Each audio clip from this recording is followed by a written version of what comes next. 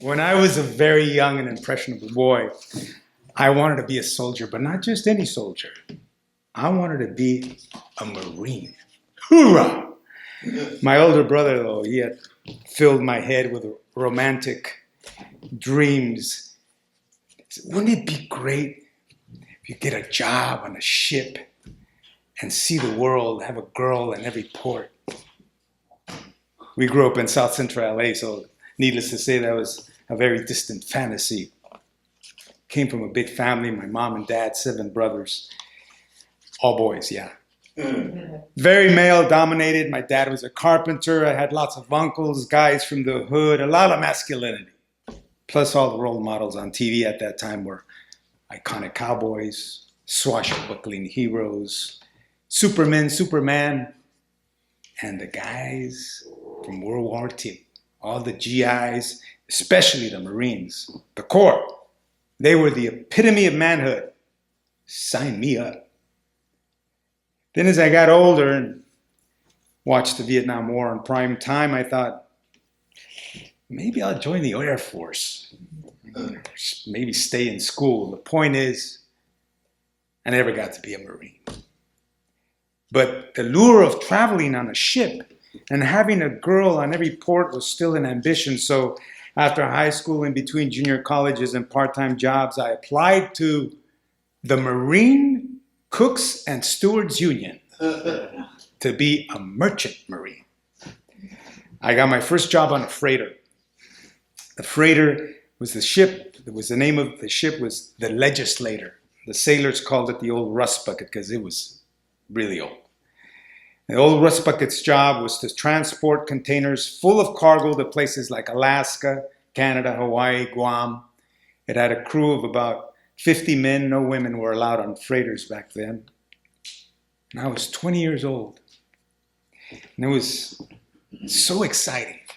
I had never been on a ship before in my life, and here I was in the open sea surrounded by nothing but water and sky and the most spectacular sunsets that God could ever paint. Some mornings, the massive ocean was so calm, unbelievably smooth as glass. It was remarkable. Other times, the size of the waves and the storm were the stuff of nightmares. I was certain the old rust bucket was going to crack in half. Mother Nature was humbling, but I loved it. And I found that even in rough waters, the motion of the ocean could rock you to the deepest of sleeps. And the dreams were epic. On clear nights, the trillions of stars that fill the astronomical sky, just leaving you to contemplate the meaning of it all. On the ship was the captain, the officers, engineers, mechanics, sailors, and us, the Marine cooks and stewards. All with different reasons for being on ship, sailing away from the pressures of the land world, perhaps, or maybe just being an outcast, or maybe you just wanted to save your money, have a place to sleep, and 3 outstanding meals a day. Historically, the best food is required on ships to keep up the morale of crew and avoid a mutiny and all that. And it was amazing food. I mean, the best steaks, lobster, baked Alaska, you name it. Some queer folk on the ship, too. I met an ex-bullfighter who had been around the world a few times, and he told me that he had slept with over 1,000 women. I thought, that's my kind of guy. I met this actor who showed me his 8x10s and his portfolio, and I thought, wow, a real actor. Good old salts, too, who gave me great advice, encouraged me to do something more with my life. And then I met this ex-Marine who had been in the war. Of course, I wanted to hear all about it. So we got to talking, and he took out some of his photos, and he showed them to me from Nam. And he's wearing raggedy green fatigues, and on each of his hands, he's holding a pair of human heads by the hair. They were the decapitated Viet Cong. And around his neck, he wore a necklace made out of human ears. And he gleamed a proud grin at my reaction. I slept uneasy that night. After 9 days at sea, our first port was the island of Guam. It was a strategic American territory with a military base. There wasn't much to do there, but there was a bar called Brandy's. Brandy, you're a fine girl. Anyway, so all the locals would hang out there, and this is where I met Vicky. Cute girl who was Hawaiian and Norwegian. I was smitten, and so was she. So we talked and danced, and we hit it off. The next day, we went on a date, and to this beautiful beach spot near her place. And we ate, we drank, we chilled. And when the sun went down, we made love. I was living the dream. Then she whispers to me, I love you. Wait, what? And I was not ready for that. I mean, we had just met. I thought maybe it was the Maui Waui talking. We fell asleep, and then I woke up in a panic. I was super late to my shift, so we rushed our goodbyes, and I booked it back to the boat.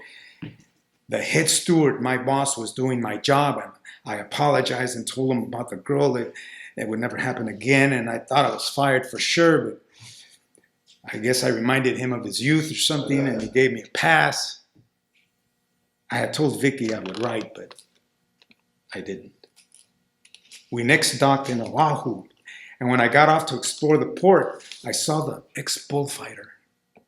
He was headed straight to the Red District. Then I realized, oh, that's how he tallied over 1,000. Maybe not my kind of guy.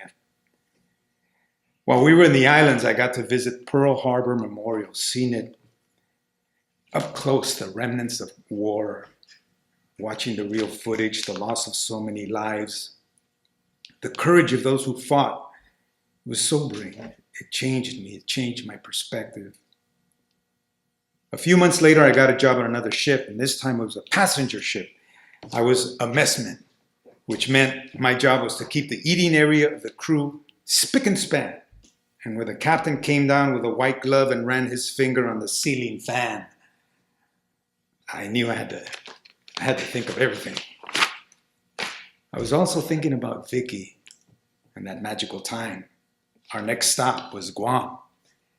And even though I never rode, I was hoping to see her.